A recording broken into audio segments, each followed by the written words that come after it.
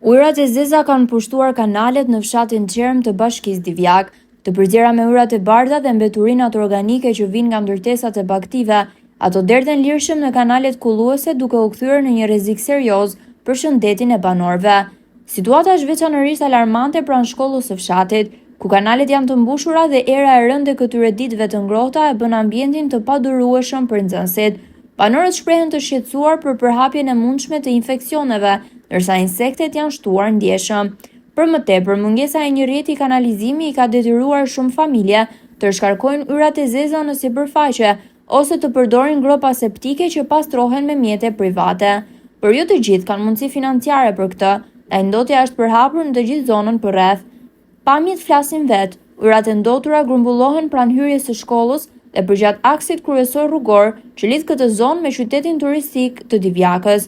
Banorët, edhe pse flasin jashtë kamerës, kërkojnë ndërhyrje të menjëhershme nga Bashkia Divjak, dhe e cila sipas tyre është institucioni përgjegjës për mirëmbajtjen e kanaleve dhe sistemin kullues.